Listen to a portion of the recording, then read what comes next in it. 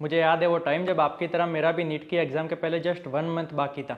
उस टाइम पे national level mock test जो होते थे उसमें मेरा करीब करीब 150-200 तक रैंक आ जाता था। भगवान की कृपा से एंड स्मार्ट वर्क करके बहुत ही ज़्यादा रैंक इंप्रूव कर लिया था। बट प्रॉब्लम ये था कि अब साला इसके ऊपर नहीं जा पा रहा था, क्योंकि इसके ऊपर जो लोग थे वो मतलब चांद पे थे भैया। मैंने बहुत ही ज़्यादा मेहनत किया उसके ऊपर उठने का, बट पता नहीं कहीं पे कुछ मिस्टेक्स हो रही थी जिसकी वजह से वहाँ तक ही मैं पहुँच पाया। एंड इवन नीट की एग्जाम में भी मेरा ऑल इंडिया रैंक 186 आया था। उसी के जस्ट 4 महीने बाद एम्स की एग्जाम थी। मैंने अगेन फिर से प्रिपरेशन करना स्टार्ट कर दिया। 3 महीने तक अगेन वही सेम लेवल मेंटेन रहा।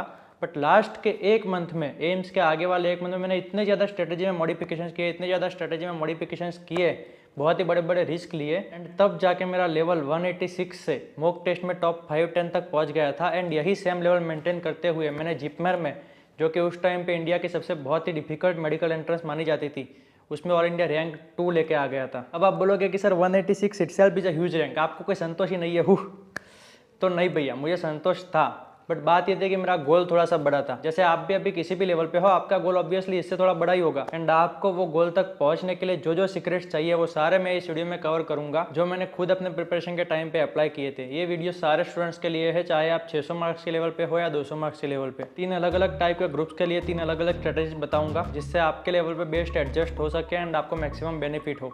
तीनों स्ट्रेटेजी देख के उसका फिल्टर बना के अपने लिए बेस्ट स्ट्रेटेजी आप खुद बना लेना। पहले 700 प्लस स्टूडेंट्स की कैटेगरी पे चलते हैं, देन 300 से 700 वाली कैटेगरी पे आते हैं। एंड बिलीव मी, ये जो 300 से 700 वाली कैटेगरी की स्ट्रेटजी है वो आपने और कहीं पे भी आज तक नहीं सुनी होगी। And it's the most risky yet most rewarding strategy ever. So let's say अगर आप अभी 700 प्लस के लेवल पे ऑलरेडी आ चुके हो, यानी कि आप ऑलरेडी टॉपर्स के लिस्ट में इंक्लूड हो गए हो, and it's a very good thing. I really appreciate your hard work and dedication, and you are surely gonna crack with beautiful rank. But there are high chances that your rank might not improve further from this level, और it में even deteriorate further, क्योंकि यही 1 महीना है जिसमें दुनिया के हर एक बच्चे में फायर जलेगा। एंड आपका फायर या प्रिपरेशन अगर थोड़ा सा भी इधर उधर हुआ तो भैया रैंक डिक्रीज होने में टाइम नहीं लगता है। तो पहली बात तो ये कि फायर को मेंटेन रखना है। अभी तक 10 घंटे पढ़ते थे तो आप 14 घंटे पढ़ो साला, लेकिन पढ़ाई करते रहो बस। जहाँ तक स्ट्रेटेजी की बात है तो मैं आपको रिकमेंड करूंगा at least 2 to 3 revision in this month. अरे सर क्या बात कर रहे हो, 1 महीने में 3 रिवीजन कैसे होगे? अरे भैया को जरा सबर करो। आपको कोई हैरिसन या रॉबिन्स के रिवीजन करने का नहीं बोला है भैया मैंने। आपको सिर्फ 3 सिंपल एंड छोटी छोटी चीज़ें ही करनी है, जो कि ऑब्वियसली हो जाएगी। एक है आपकी नोट्स, दूसरा है मैरो के पल्स, एंड तीसरा है MCQ practice. Just give 15 days for first revision, 10 days for second revision and 5 days for third revision. First revision में आप एक दिन में एक मेजर सब्जेक्ट खत्म करोगे, एंड माइनर सब्जेक्ट के लिए आप दे दो 2 सब्जेक्ट्स पर डे, जो कि ऑब्वियसली हो जाएगा। आपको सब आता ही है, जस्ट हाईलाइट्स ही पढ़ने हैं नोट्स में से। 10 घंटे दे दो नोट्स के लिए एंड 4 घंटे दे दो एमसीक्यू प्रैक्टिस के लिए। अब ये एमसीक्यू प्रैक्टिस कहाँ से करें हम सर? तो जो मैंने किया था अपने एम्स एंड जिपमेर के एग्जाम के 1 मंथ के पहले, जिसने मेरा रैंक सीधा टॉप 10 में पहुंचा दिया था, वो था मैरो का custom module. Yes, it's the most underrated yet most effective and important feature in the marrow, जो कि आई थिंक सिर्फ टॉपर्स ही यूज करते हैं एंड तभी वो टॉपर बनते हैं। लास्ट 1 मंथ में मैं हर शाम को रोज 100 एमसीक्यू का कस्टम मॉड्यूल बना के मैरो में से देता था। 1 घंटे में वो 100 एमसीक्यू का टेस्ट देता था एंड साथ में 2-3 घंटे में उसको सॉल्व कर लेता था। Rather than doing MCQs from Q bank और books, I would highly recommend you to solve the MCQs by this way, because इससे आप सिर्फ एमसीक्यू सॉल्व नहीं करोगे, आप टाइम मैनेजमेंट सीखोगे, स्पीड विद एक्यूरेसी आएगी,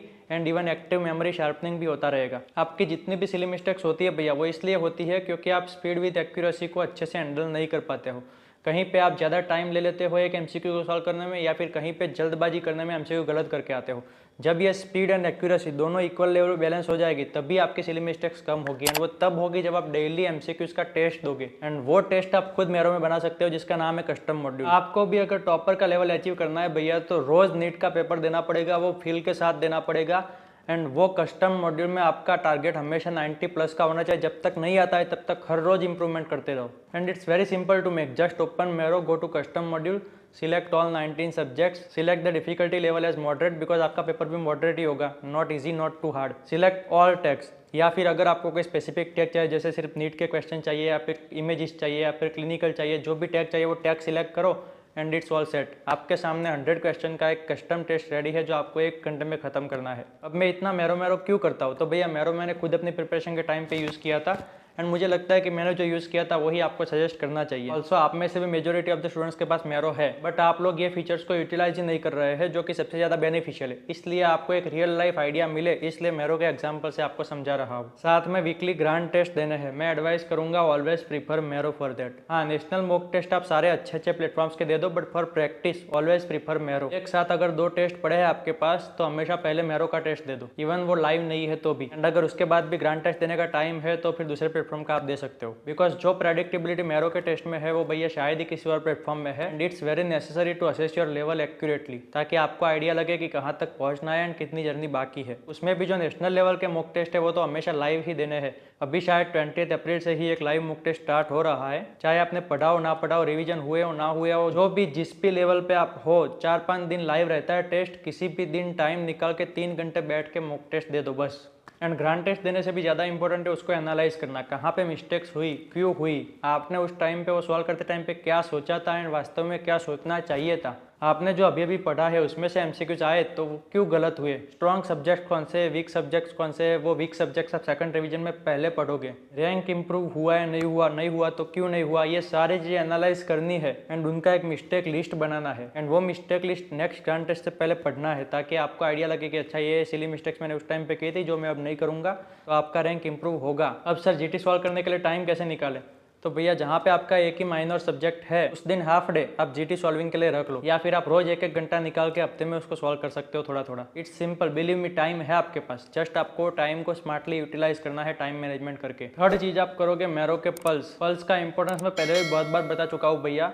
दे are basically summary of all the रट्टेबाजी वाले एंड इंपॉर्टेंट टॉपिक्स जो कि पेपर में बार बार रिपीट होते हैं। एंड अगर आप सिर्फ अच्छे से पल्स करके जाते हो और कुछ भी नहीं पढ़ते हो तो भी 90% ऑफ द टाइम्स आपका पेपर के क्वेश्चंस कवर हो जाएंगे। हाँ, डायरेक्टली तो नहीं आएंगे, बट एटलीस्ट आप ऑप्शंस तो रूल आउट कर ही लोगे। अब आप पूछोगे कि सर पल्स के लिए अलग से टाइम कहाँ से निकाले, तो भैया पल्स के लिए कोई एक्स्ट्रा टाइम देने की जरूरत नहीं है। 2400 के करीब पल्स है टोटल मैरो में, तो आपके हो जाएंगे दिन के करीब 100 पल्स। एंड उतने करना कोई बड़ी बात नहीं है, आपको उसके लिए अलग से टाइम नहीं देना है। जो भी सब्जेक्ट आप पढ़ते हो उसी के पल्स उस दिन खत्म कर लिया करो। खाना खाते टाइम पे, सोने से पहले, ट्रैवल करते टाइम पे, इंटर्नशिप में वर्क ड्यूटीज करते टाइम पे, कहीं ना कहीं पे बस 5-10 पल्स खत्म कर लिया करो। आपको पता भी नहीं चलेगा एंड वो हो जाएंगे। जस्ट उसके ऊपर 1-2 बार आपकी नज़र पड़ी हुई होनी चाहिए, ताकि एग्जाम के 5 दिन के पहले आप उसको अच्छे से रिविजन कर पाओ। So overall it's very comfortable time table. सिर्फ नोट्स, मैरो के कस्टम मॉड्यूल, एक्स्ट्रा टाइम में मैरो के पल्स, साथ में वीकली एक ग्रांड टेस्ट देना है, नथिंग एल्स। बिलीव मी, अगर आप इतना अच्छे से कर लोगे, हाँ अच्छे से करना पड़ेगा, बिल्कुल ही प्रॉपरली करना पड़ेगा, क्योंकि आपको मैंने ना हैरिसन पढ़ने का बोला है, ना वीडियोस पढ़ने के बोले, ना अलग अलग कोचिंग मटेरियल्स पे जाने का बोला है। जस्ट इतने छोटे एंड लिमिटेड रिसोर्सेज करके दिए हैं। इतने बड़े लेवल पे अगर मैं बोल रहा हूँ तो कुछ तो सोच के बोल रहा हूँ, ऐसे तो कॉन्फिडेंट नहीं हूँ मैं। तो अगर आपको मेरी बातों पे विश्वास है एंड सिर्फ इतना ही करके एग्जाम टॉप करना है तो इतना अच्छे से पढ़ लो बस। उसके एक वर्ड को अच्छे से समझ लो, अच्छे से रट्टा मार लो जहाँ जहाँ पे जरूरत है। इमेजेस देखो, नेट पे जाके सर्च करो, नेमोनिक्स बनाओ, कुछ भी करो, बट याद रख लो बस। And after that you will really see magic in your results. यही सेम चीज आप करोगे सेकंड रिवीजन में, एंड थर्ड रिवीजन में करोगे आप सिर्फ एंड सिर्फ pulse. Yes, nothing else, only pulse. सुबह से शाम तक मैरो लेके बैठ जाओ, pulse pulse pulse. And exam के जस्ट अगले दिन आपने कुछ इंपॉर्टेंट चीजें जो आपको लगती है कि मुझे रिवीजन करनी है वो कर लो। जैसे मैंने पीएसएम के कुछ प्रोग्राम्स, नई ड्रग्स एंड कुछ फार्मूलाज वगैरह वगैरह किया था, उसके भी अलग से मॉड्यूल्स है मैरो में। सो इजीली इधर उधर भटके बिना मैंने वो रिवाइज कर लिया था। आप भी अपने हिसाब से जो भी टॉपिक्स ऐसे लगते हैं वो लास्ट डे पे रिवाइज कर सकते हो। बस दैट्स इट, कहीं पे भी इधर उधर भटकने की जरूरत नहीं है भैया। इतना स्मार्ट स्ट्रेटेजी बना के आपको दिया है, चैनल को सब्सक्राइब कर देना है, ऐसी और भी बहुत ही ज़्यादा स्मार्ट स्ट्रेटेजी आपको मिलती रहेगी यहाँ पे। अब आते हैं उन स्टूडेंट्स पे जिनका करंट लेवल 300 से 700 के बीच में है। भैया मैं आपको एक चीज़ क्लियर कर बता देना चाहता हूँ कि it's very difficult to get top rank from now, but yes you can get it. देखो एक चीज़ तो आपको क्लियर कट माननी पड़ेगी कि या तो कहीं ना कहीं पे आपके नॉलेज में कमी है, या फिर आपका पेपर सॉल्व करने का अप्रोच गलत है, तभी अपना लेवल इतना कम है भैया। And the best way to get top rank is कि आप अपना नॉलेज भी इंप्रूव करो, साथ में आप अपने एमसीक्यू सॉल्विंग स्किल्स को भी इंप्रूव करो, ताकि टेस्ट में सिली मिस्टेक्स ना हो। एंड उसके लिए सिर्फ 2 चीज़ें मैं आपको करने का बोल रहा हूँ, सिर्फ 2। बहुत ही रिस्की स्ट्रेटजी है भैया, बट बिलीव मी, अगर आप ये 2 चीज़ें अच्छे से कर लोगे तो आप टॉप रैंक तक पहुंच जाओगे, 700 प्लस का लैंडमार्क इजीली क्रॉस कर जाओगे। Number 1, solve all the grand test of the Marrow. पिछले 2 साल में मैरो में जितने भी ग्रांड टेस्ट हुए हैं वो सारे एक के बाद एक फर्स्ट क्वेश्चन से लेकर लास्ट क्वेश्चन तक सॉल्व कर दो भैया। पहले तो आप 3 घंटे में वो टेस्ट दे दो, एंड फिर पूरा दिन बैठ के वो 300 एमसीक्यू का एक्सप्लेनेशन अच्छे से समझ लो एंड उसको याद रख लो। 30 दिन के 30 ऐसे ग्रांड टेस्ट कर लो भैया। चाहे आप कुछ भी ना पढ़ो, भले पूरा दिन निकल जाए सिर्फ ग्रांड टेस्ट करते हुए, लेकिन 30 दिन में ये 30 ग्रांड टेस्ट आप कर लो।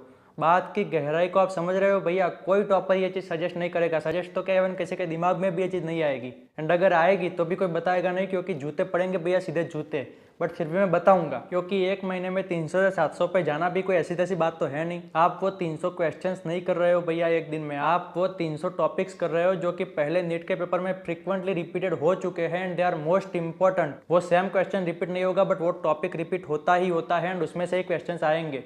एंड ज़्यादा नहीं पढ़ना है आपको, सिर्फ वो क्वेश्चन का मैरो में जितना एक्सप्लेनेशन दिया है, चाहे छोटा हो लंबा हो, जितना भी है बस उतना पढ़ लो, उससे ज़्यादा पढ़ने की ज़रूरत नहीं है। एंड ऐसे 300 क्वेश्चन एक दिन के, मतलब 9000 टॉपिक्स, आप 9000 टॉपिक्स कर रहे हो जो कि already highly important, highly repeated है। एंड अगर आप इतना अच्छे से कर लेते हो तो आई बेट आपका नीट का 95% से भी ज़्यादा पेपर कवर हो जाएगा। एंड आप 700 तो क्या 900 प्लस मार्क्स ला सकते हो इतना करके। सो नॉलेज तो आपका हो गया। एंड दूसरी चीज़ है MCQ प्रैक्टिस, तो भैया वो भी आपकी हो रही है। आप टेस्ट दे रहे हो डेली, नीट का real paper, same difficulty, same question and same time management. इससे ज़्यादा क्या चाहिए आपको? ऐसा आप अगर रोज़ करते हो तो आपकी MCQ solving skills and time management skills ऐसे इंप्रूव होगी कि आपने कभी सोचा नहीं होगा। एंड इवन MCQs के बारे में कुछ भी पता ना होने के बावजूद आप उसको सिर्फ गट फीलिंग से सॉल्व करने लग जाओगे। हो सके तो ग्रांड टेस्ट आपका नीट का पेपर का जो टाइम है उसी के टाइम पे देना, कि आपका बॉडी वो टाइम पे मैक्सिमम अटेंशन एंड अलर्ट पे रहना सीख जाए। दूसरी चीज़ आप करोगे मैरो के पल्स, अगेन उसका इंपॉर्टेंस मैंने पहले ही वीडियो में बता दिया है एंड कैसे करना है वो भी आपको बता दिया है। जस्ट थोड़ा बहुत टाइम निकाल के जहाँ पे भी आप कोई एक्स्ट्रा काम कर रहे हो वहाँ पे 5-10 पल्स कर लिया करो बस, एंड हो गया आपका काम। ग्रांड टेस्ट कैसे देना है एंड उसको प्रॉपरली कैसे एनालाइज करना है उसके ऊपर भी मैं एक बहुत ही जल्द वीडियो लाऊंगा। एक बार सब्सक्राइब कर देना चैनल को एंड नोटिफिकेशन ऑन कर देना ताकि मिस ना हो जाए। लास्ट के 5 दिन में आपने जितने भी ग्रांड टेस्ट दिए हैं उसके बुकमार्क क्वेश्चन कर लो एंड साथ में पल्स का रिवीजन कर लो। That's it. आई नो बहुत ही रिस्की स्ट्रेटजी है एंड आप में से कुछ लोग ही ये चीज़ अप्लाई करेंगे, बट ऑब्वियसली स्मार्टनेस भी बहुत ही कम लोगों के पास होती है। एंड यहाँ पर अगर आप आते हो तो आपको स्मार्ट रास्ते ही मिलेंगे भैया, जो कि ऑब्वियसली रिस्की होंगे, क्योंकि हमेशा ट्रेडिशनल रास्ते जो होते हैं वो कंफर्टेबल होते हैं। अगर आप ट्रेंड के अगेंस्ट जाके कुछ करते हो तो हमेशा रिस्की लगता है, क्योंकि वो किसी ने किया नहीं है। बट अगर वो रिस्क कैलकुलेटेड एंड प्रैक्टिकल है तो लेना चाहिए, एंड जो लेगा वो जीतेगा।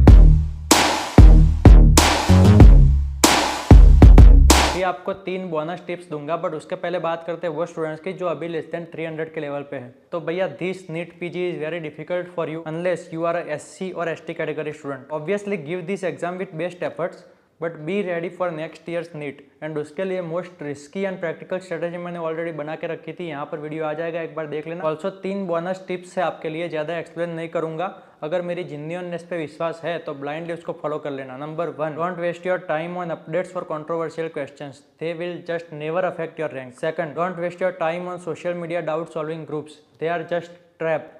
एंड थर्ड, टेंशन सबको आता है, ऑल इंडिया रैंक 1 को भी आता है, इवन मुझे भी आया था एग्जाम के पहले। Just take it as a normal thing, वो हमारा बॉडी का एक रिएक्शन है किसी भी स्ट्रेस को डिफेंड करने के लिए। Be confident, be positive and just believe in yourself कि आप भी कर लोगे। लोग बरसों से करते आए हैं and you will also come out with flying colours. बाकी आपका गोल कितना भी बड़ा हो उसके अचीव करने के लिए 4 सीक्रेट्स मैंने एक वीडियो में बताए हुए थे, जो कि आप अगर 21 दिन तक फॉलो करोगे तो आपका गोल ऑटोमेटिकली आपके पास आता जाएगा। वीडियो यहाँ पर आ जाएगा, एक बार देख लेना, वरना ये वीडियो देखो जो किसके साथ रिलेटेड है। बार बार मेरे वीडियोस को देखने आ रहा है। आपका बहुत बहुत धन्यवाद। मिलते हैं नए वीडियो में और भी ज़्यादा एनर्जी के साथ।